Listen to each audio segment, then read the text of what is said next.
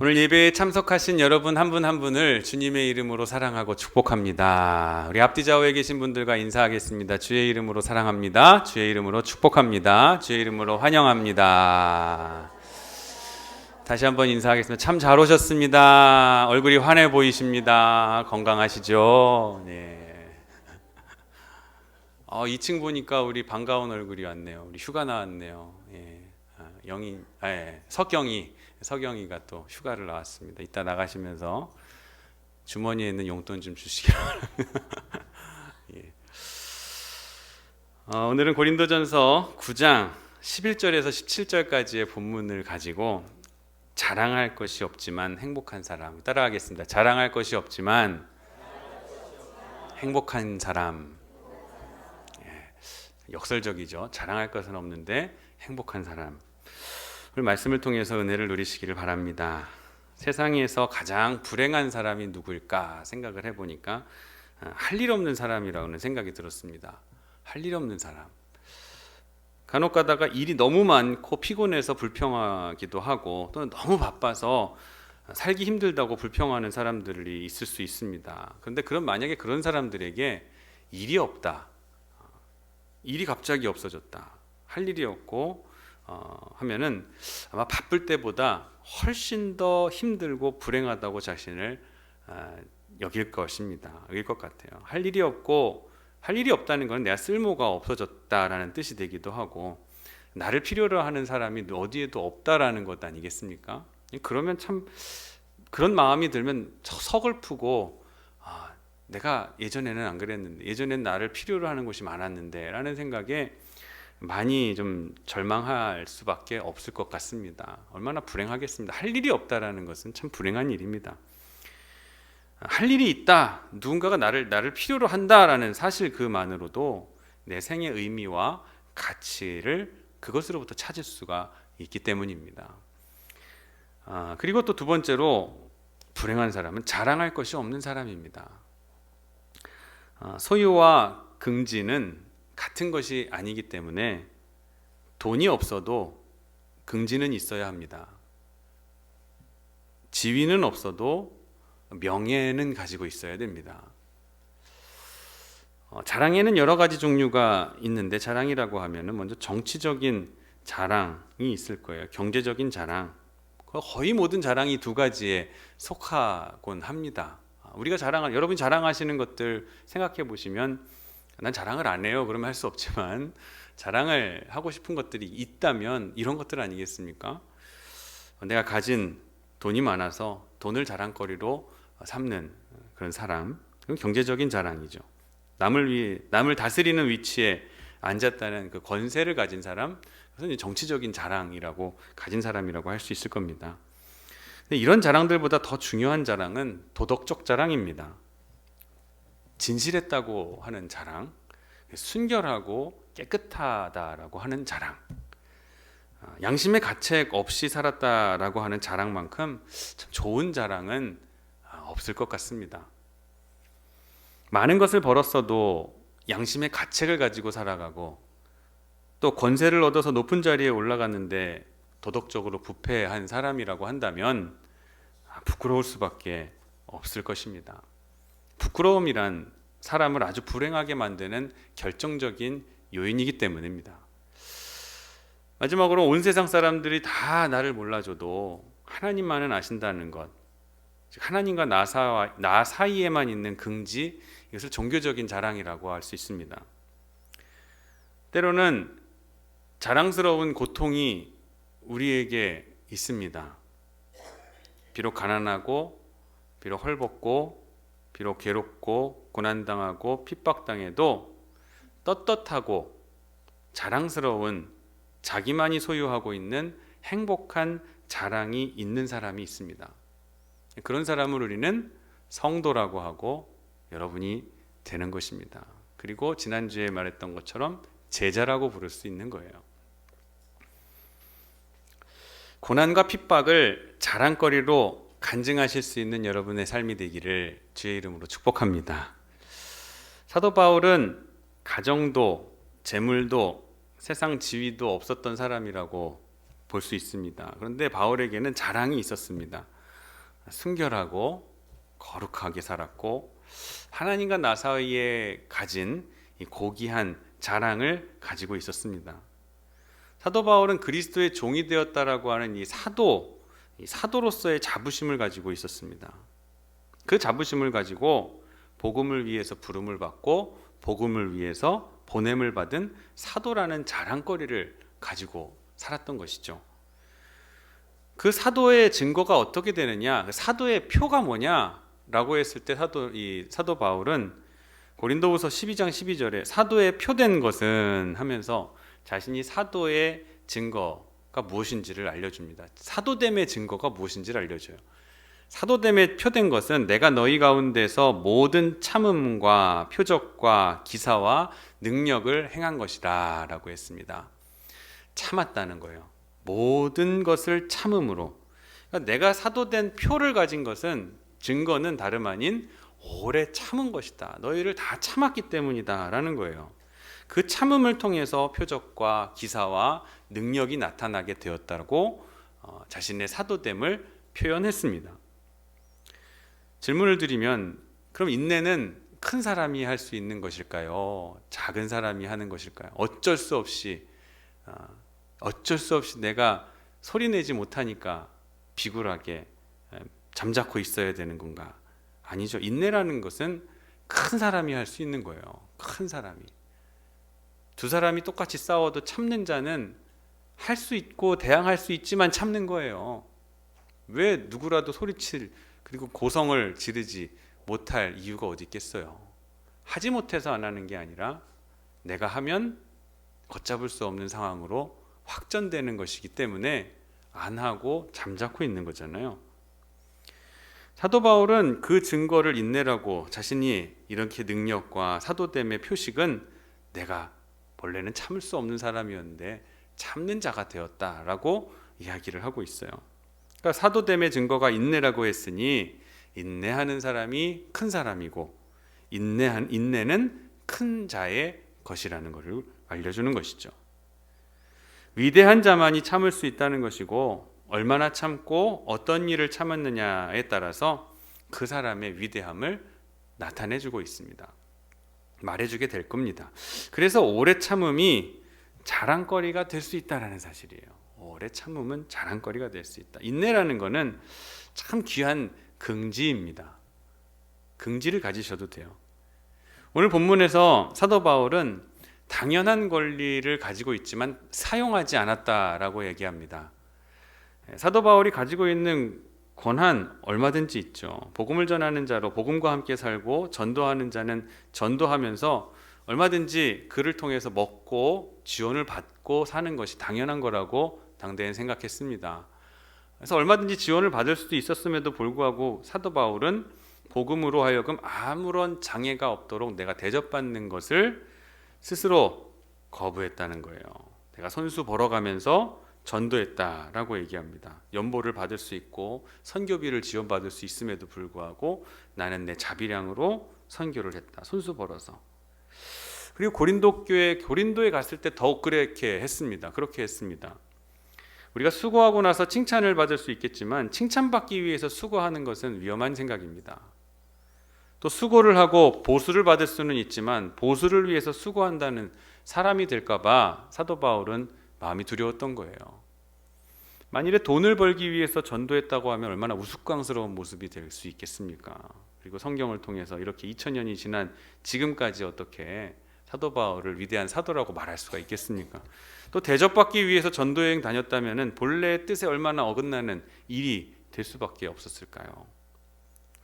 혹시라도 이러한 오해, 혹시라도 이러한 결과가 있을까 봐 이걸 아예 없게 하기 위해서 사도 바울은 스스로 깨끗하게 살기로 애썼다라는 거예요.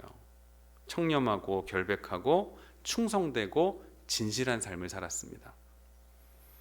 오직 그리스도 그리고 복음 외에는 아무 장애가 없이 하려고, 내가 그 사역에 장애가 되지 않도록 내 삶을 최선을 다했던 거예요. 사도 바울은 이게 바로 자신의 긍지였어요. 이게 긍지. 비록 누릴 수 있는 거는 없어도 이게 나의 긍지다라고 생각한 것이 이게 자랑이었어요. 원래 가지고 있던 모든 것을 다 버렸습니다. 유대인 중에 유대인이었던 사실을 버렸어요. 그리고 바리새인 중에 바리새인이었던, 율법에 통달했던 사람인데도 율법의 근본 정신만 남기고 나머지는 다 버렸어요. 그리고 자기가 베냐민 지파라는 것도 버렸습니다. 과거적이고 전례적이고 전통적이고 내가 가만히 있어도 나를 높여줄 수 있는 그런 것들을 다 버렸다라는 거예요.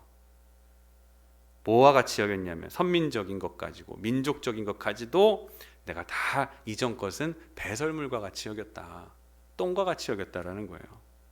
버렸다는 거예요. 그리고 이제는 오직 예수 그리스도를 아는 것만을 가장 고상하게 여기고, 예수님 아는 걸 가장 고상하게 여기고, 그리스도를 얻고 그리고 그리스도 안에서 나를 발견되게 되는 것을 가장 최고의 긍지로 여기면서 살아갔던 것이죠.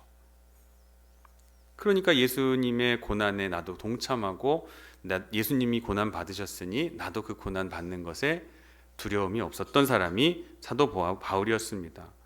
그걸 최고의 영광으로 알고 살았어요. 바울은 하나님의 종으로서 그리스도의 흔적을 내 몸에 새겨놨다라고 얘기해요. 아마도 복음을 전하다가 이리저리 매를 맞고 갇히고 그리고 부딪히면서 몸에 상처가 난 것이 아물며 그것이 흉터가 되었던 것 같아요. 그 흉터를 보면서 야, 이거는 예수 그리스도의 흔적이다라고 여겼던 것이죠. 대단한 믿음 아니겠어요? 근데 맞고 찢기고 매맞아서 터진 곳이 아물면서 난 상처를, 그 흉터를 이게 예수 그리스도의 흔적이다 라고 여길 수 있다는 것은 대단한 믿음의 소유자라고 볼 수가 있다는 것이죠. 그러니까 이걸 훈장으로 생각한 거예요. 훈장.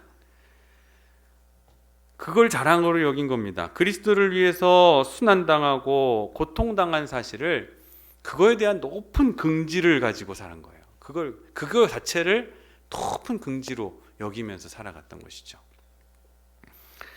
사도 바울은 15절 말씀에 이런 말씀을 우리에게 하고 있습니다. 한번 읽겠습니다. 시작. 누구든지 내 자랑하는 것을 헛된 대로 돌리지 못하게 하리라.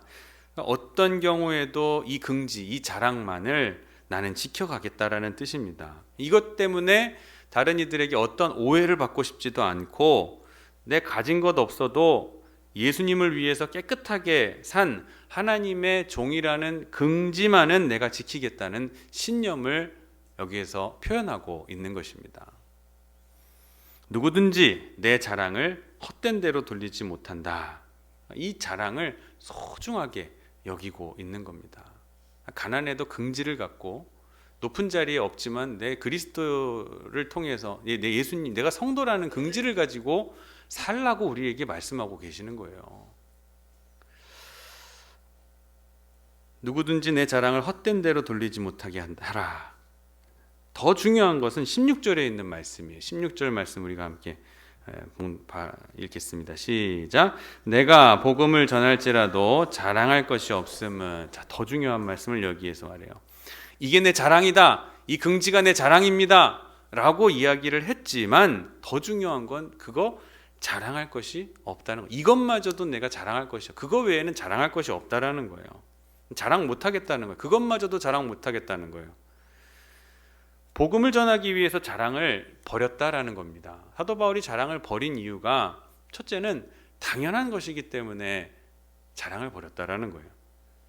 종으로서 주인을 위하여, 사도로서 보내신 자를 위해서 희생하고 수고하는 것은 타당하고 합당하고 당연한 일이기 때문에 나는 이것을 자랑 못하겠습니다 라고 말하고 있는 거예요.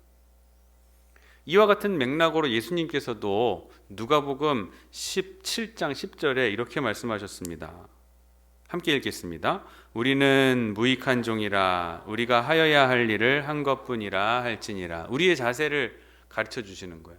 삶을 살아도 뭐 이루어도 뭐 하나 했어도 우리는 무익한 종이라 우리가 하여야 할 일을 한 것뿐입니다 라고 고백하는 성도로 살아가라는 거예요. 그게 내 제자라는 거예요. 종은 어떤 수고를 했더라도 마땅히 내가 해야 할 일을 한 것이라고 말할 수 있어야 됩니다. 이제 TV에 보면은 선한 일 하신 분, 구제를 많이 하신 분들이 나와서 얘기할 때 여러 가지 구체적인 내가 어떻게 사업을 잘해가지고 많은 돈을 모아가지고 이것을 했습니다. 그래서 할 수 있었습니다. 여러분이 사랑을 해주셔서 이런 얘기 안 하고 저는 제가 할 일을 했을 뿐입니다 라고 얘기하는 분이 가장 멋있어 보여요. 그런 분이. 종은 그냥 수고했으면 그것으로 만족하는 거예요. 보상도 칭찬도 바랄 필요가 없다는 것이죠. 또 이 말씀 바로 앞에 예수님께서 이런 말씀 또 한술 더 떠서 이런 얘기를 하셨죠. 종이 명한 대로 하였다고 그 종에게 살해하겠느냐 반문하셨어요. 종에게는 살해하지 않는다라는 거예요. 그러니까 바울은 나는 그리스도의 종이기 때문에 내가 수고했다는 것에 대해서 무슨 칭찬과 내가 무슨 자랑할 것이 있겠느냐라고 생각을 가지고 있었다는 거예요. 그래서 자랑을 버렸다라는 것이죠. 중국에 선교사로 갔던 어떤 미국인 선교사 한 분이 오늘 홍수에 휘말려서 물에 휩쓸려 내려가고 있었습니다. 마침 그곳을 지나가던 한 사람이 선교사님을 발견하고 물에서 건져내 주었어요.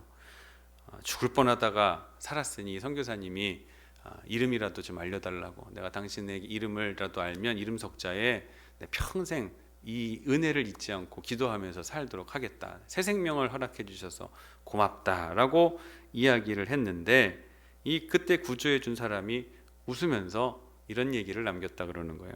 성경에는 선한 사마리아인의 이름이 나와 있지 않습니다. 라면서 그 자리를 떠났다는 거예요.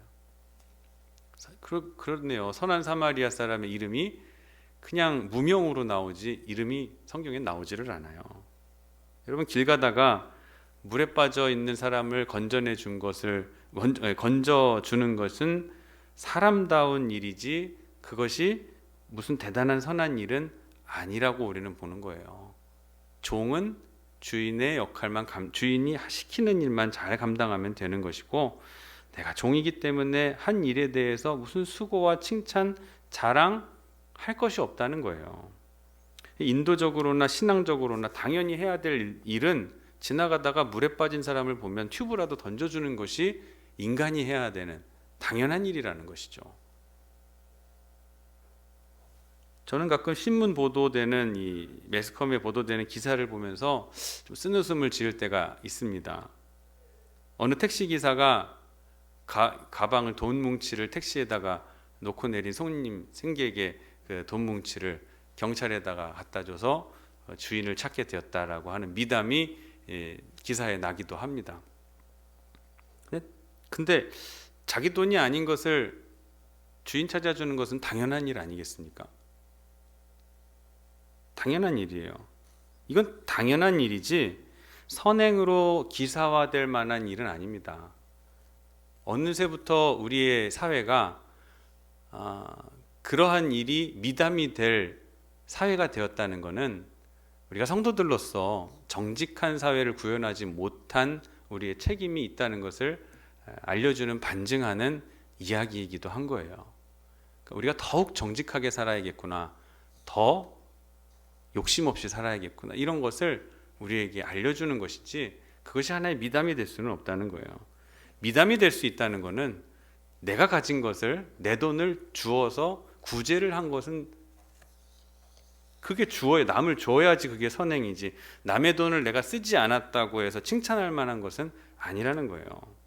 자녀들을 기를 때 부모가 자식에게 야, 내가 너 낳고 키우느라고 얼마나 힘들었는 줄 아느냐, 이런 수고한다고 희생한다고 자꾸 강조하면 아이들의 마음속에 뭐라고 들면 누가 낳으랬나? 생각이 들 수 있다는 거예요. 부모가 자녀를 사랑하면서 기르는 건 당연한 일이에요. 당연한 것. 부모가 제 자식을 위해서 수고하면서 위색거리가 되지 못한다는 거예요. 그거는 자랑거리도 아니고 당연히 해야 될 일을 한 것뿐이에요. 아내가 남편을 위해서 수고한다? 당연한 일이에요. 남편이 아내를 위해서, 가정을 위해서 일하는 것, 수고하는 것 지극히 당연한 일입니다. 그리스도인이 되어서 전도하고 기도하는 거 당연한 일입니다. 당연한 일이 되어야 돼요. 사도가 되었으면 수고하고 보내신 자의 뜻을 행하는 거 당연한 일입니다. 그러니까 자랑을 못하는 거예요. 내가 훌륭한 부모가 되었다고 자랑하고 훌륭한 남편, 훌륭한 아내가 되었다고 자랑할 수 없는 것은, 그것은 여러분이 해야 될, 우리가 해야 될 당연한 것이에요. 안 해도 되고 해도 될 일이 아니라 하는 일이에요. 안 해야 될 일을 하면 피곤이 옵니다. 그러나 하고 싶은 일을 하면 피로하지는 않아요. 피곤하지가 않아요. 즐거워요. 사랑으로 하고 미쳐서 하는 일은 우리가 피곤을 느끼지 않습니다. 근데 이걸 해야 되나 말아야 되나 기로에 서서 늘 짜증과 우울함으로 하면 피곤해지는 거예요. 쉽게, 조금만 해도 쉽게 피곤해지는 거예요. 사도 바울이 자랑할 게 없다고 한 첫 번째 이유는 이 일은 당연한 것이기 때문에 그래요. 당연하다. 두 번째는 은혜를 알기 때문입니다. 그리스도의 은혜, 하나님께로 받은 은혜를 너무 내가 많이 받았기 때문에 그 큰 은혜에 비하면 내가 하는 일은 점과 같이 아주 작은 일이라는 거예요. 그래서 은혜가 점점 커지면 클수록 내가 하는 일은 점점 작아 보이는 거예요. 우리가 생을 살아가면서 70년, 80년을 살면 살수록 하나님의 은혜는 더 큰 은혜를 경험하기 때문에 내가 했던 모든 일들은 더 작게 보이는 거예요. 아예 없어져 버리는 거예요. 은혜를 너무 크게 받은 사람은 내가 한 일은 볼 수 없게 됩니다. 내가 하는 일은 아무것도 아니라고 여기게 되는 거예요. 내가 많은 사랑을 받았는데 갚을 길이 없다고 생각하는 거죠. 내가 얼마나 큰 사랑을 받았는가 아는 것이 굉장히 중요한 문제입니다. 이것을 생각해 보면 내가 이제 조금 한 거 아무것도 아니었구나라는 것을 알게 된다는 것이죠. 은혜를 아는 사람은 그 은혜 앞에서 자기를 볼 때 너무 작아서 마지막에는 자기는 없고 큰 은혜만 남아있게 되는, 그것을 볼 수 있는 사람이라는 거예요.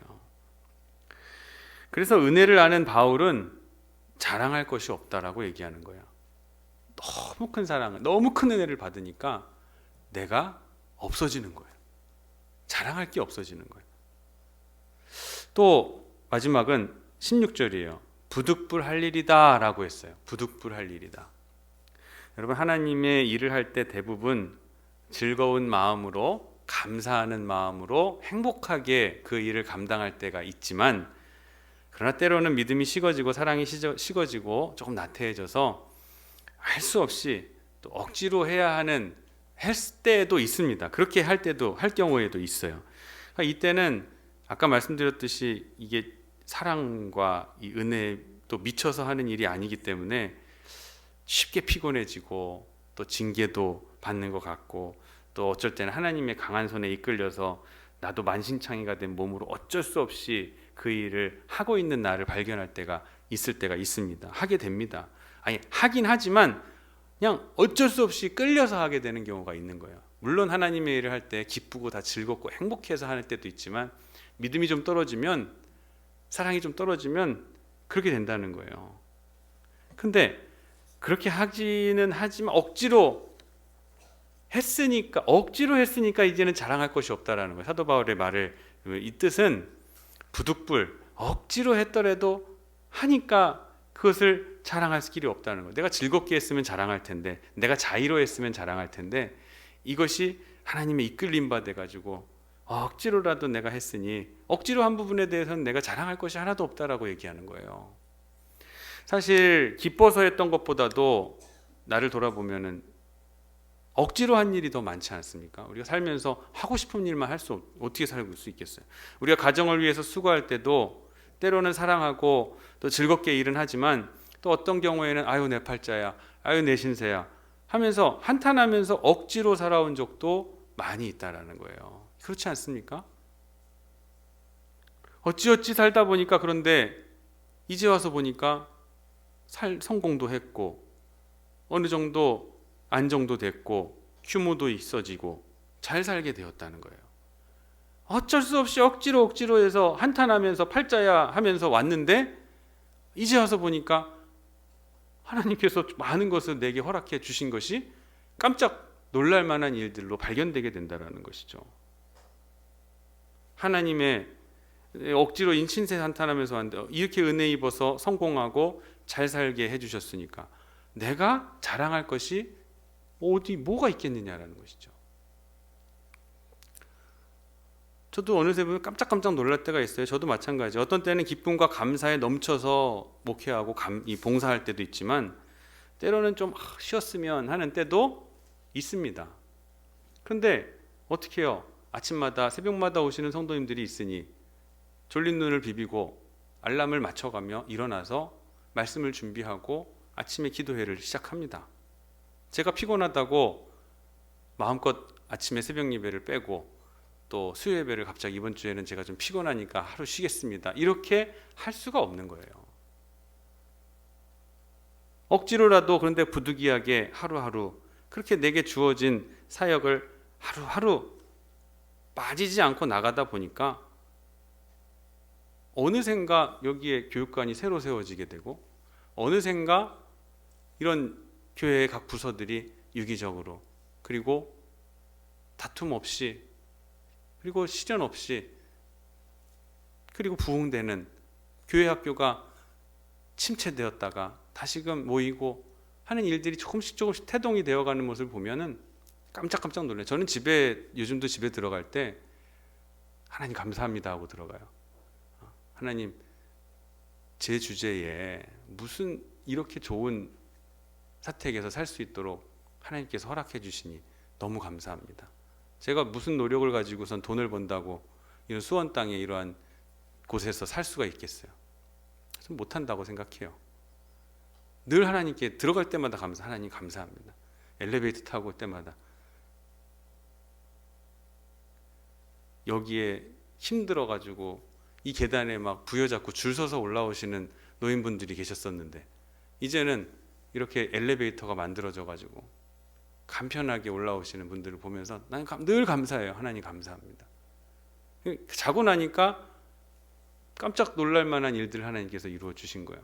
근데 그 과정은 결코 내가 즐겁고 행복해서 그 마냥 순종하는 마음으로만 한 건 아니었던 것 같아요. 근데 하나님께서 이렇게 이루어 주신 거 이제 보니까 내가 자랑할 게 아무것도 없는 거예요. 기도한 거밖에 없잖아요. 저녁마다 모여서 기도한 거밖에 없어요. 아무것도 자랑할 게 없는 거예요. 여러분도 이러한 거라고 저는 생각해요. 여러분의 가정을 보든 뭘 보든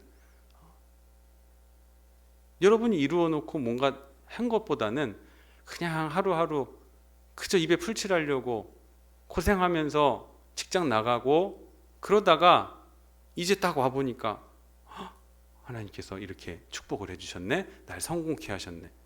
이걸 발견하게 되니까 여러분 자랑할 게 없다는 거예요. 나는 사도 바울이 지금 딱 그런 마음인 거예요. 내가 부득불할 일이라. 나 힘들어도 나 못해도 못한다고 할 수 없는 상황에서도 부득불 이거 해야 되니까 하는 일이었는데 하고 나서 보니까 이방인의 사도로 나를 세워주셨고 사도 바울이라 그래가지고 다 성공한 건 아니었잖아요. 사도행전을 보면은 다른 데서는 그래도 교회를 세우고 에베소 같은 데 3년 동안 머물면서 복음을 전했고 큰 부흥을 이루었고 여러 가지 있지만 아덴에 가서는 아무것도 못하고 나왔어요. 사역을 실패하고 나온 것처럼 보여요. 가서 철학이 발달한 그 도시에 당대 그 유명했던 아리스토텔레스, 플라톤과 같은 이런 학파들이 있는 그 철학의 본고장에 가서 이 사도 바울이 뭔가를 좀 뽐낼 마음으로 요량이었는가 보죠. 자신의 철학적 배움과 지식을 가지고 복음을 접목해서 저들에게 전해야겠다라는 마음을 가졌는지 맨 변론만 하다가 논쟁만 하다가 아무것도 못 얻고 아덴에서는 사역의 열매가 없었어요. 근데 그러한 상황에서 내가 뭘 하려고 하니까 했던 것을 하나님께서는 자르시고 그렇지 않은 곳에서는 하나님께서 교회를 세우고 부흥을 일으켜 주시고 놀라운. 그러니까 사도 바울도 지나온 날을 딱 회고해 보니까 내가 뭔가 하려고 했었던 그때는 하나님께서 실패해서 누르게 하시고 하나님께서 다 이루셨구나. 이거를 깜짝 놀라게 하신 것이에요. 그러니까 사도 바울은 이거 내가 한 일은 없구나. 이걸 깨닫게 되고 자랑할 것 없다고 여기게 된 거예요. 그래서 갈라디아서 4장 13절 말씀에 보면은 육체의 약함을 인하여 너희에게 복음을 전한 것이 아닌 것을 너희가 아는 바라. 내가 육체의 약함을 가지고서 복음을 전했다. 건강하고 그리고 능력이 있어서 내가 복음을 전했다라고 하면 자랑거리가 있겠죠. 그런데 내가 약함으로 말미암아 복음이 전해졌다라는 것을 보면 나는 자랑할 게 없는 인간이구나라는 것을 스스로 고백하게 된다라는 거예요. 내가 육체가 약한 것이 동기가 되어서 복음을 너희에게 전하게 된 것이다. 그러니까 나는 자랑할 게 없습니다. 돌아와서 오늘 본문 17절에 말씀하기로 내가 내 자의로 이것을 행하면 상을 얻으려니와 내가 자의로 아니한다 할지라도 나는 사명을 받았노라. 하고 싶어서 한 일은 아니었는데 일을 하나님께서 이루셨어요. 그러니 나는 자랑할 게 없습니다 라는 거예요. 심지어 내가 복음을 전하지 아니하면 상은 고사하고 저주를 받을까 두려워서 복음을 전할 때도 있었습니다 라고 했었어요. 그런데도 저주받지 않으려고 내가 복음을 전했는데도 불구하고 하나님께서는 사도 바울을 통해서 큰 역사를 이루셨으니 나는 이 역사의 주인공으로서 내가 자랑할 것은 아무것도 없다고 신앙을 고백하는 것입니다. 이해되시겠어요? 행복은 여기에 있습니다. 아무리 생각해도 내가 억지로 십자가를 졌든 좋은 마음으로 졌든지 간에 잘했다는 거예요. 좋은 마음으로 졌을 때는 열매가 있으니 상급을 바랄 수 있고, 억지로 십자가를 졌는데도 거기에 남겨진 열매가 있으니 이건 하나님의 은혜가 아닌가 하는 마음에 감사할 수 있어서 행복하다는 거예요. 잘 돼도 감사하고 안 돼도 감사한 거예요. 이것을 사도 바울은 깨닫게 된 겁니다. 영원히 후회하지 않을 수 있는 긍지, 이것이 행복임을 여러분 믿으시기를 바랍니다. 그래서 더 나아가서 하나님의 미쁘심, 하나님은 믿을만 하시고 신뢰할 만한 분이심을 우리가 알고 우리에게 베푸신 그 큰 은혜를 깨닫고 그 은혜 안에 감사하면서 자기의 자랑을 다 잃어버린 사람, 할 말이 없는 사람, 업적이 있으나 자랑이 없는 사람, 칭찬받으나 부끄러운 것뿐인 사람이 진짜 행복한 사람임을 여러분 꼭 잊지 마시기를 바랍니다. 오늘 말씀은 사도 바울은 그 심오한 그런 내용들을 우리에게 가르쳐주고 있는 거예요. 하나님은 외모로 우리를 취하지 않으시고 우리의 중심을 보시고 깨끗한 그 진실함을 확인하고 계십니다. 여러분 자랑거리가 있으십니까? 사도 바울은 모든 자랑거리를 다 버렸습니다. 스스로 버렸습니다. 자랑할 것이 없고 자랑하지 않는 자가 하나님 보시기에 합당한 사람입니다. 그리고 뿐만 아니라 자기 자신도 행복한 사람인 거예요. 우리가 행복 찾아가지고 여러 가지를 추구하고 얻고자 하지만 스스로 자랑거리를 버리는 사람이 행복한 사람인 거예요. 말씀의 결론입니다. 따라하겠습니다. 자랑할 것이 없지만 저는 행복한 사람입니다. 자랑을 버리시기를 바랍니다. 이것이 우리의 행복의 비결이에요. 하나님만이 우리의 상급이고 예수님 한 분만으로 만족하며 기뻐하며 즐거워할 수 있는 삶이 되시기를 바랍니다. 이 겸손, 이 감사로 살아가실 수 있는 저와 여러분 되기를 주의 이름으로 축원합니다. 기도하겠습니다. 은혜로우신 하나님, 이 시간 저희를 번거하시고 붙드셔서 아무 자랑할 것도 없고 아무 내어놓을 것도 없고 그저 부끄럽기만 한 우리들을 말씀으로 은혜 주시니 감사를 드립니다. 주님, 이 시간에 믿음을 더하셔서 분명히 우리에게 향한 하나님의 뜻이 있음을 알게 하시고 이제 부끄러움을 씻고 주님 앞에서 하나님과 나만이 아는 귀한 자랑이 있게 하여 주시옵소서. 하나님의 크신 은혜를 생각하면서 이 자랑마저도 깨끗이 버리고 자랑할 것이 없고 오직 감사와 헌신으로 살아갈 수 있는 은혜 입은 믿음의 성도들 되도록, 행복한 성도들 되도록 축복하여 주시옵소서. 감사드리며 거룩하신 예수님의 이름으로 기도드립니다. 아멘.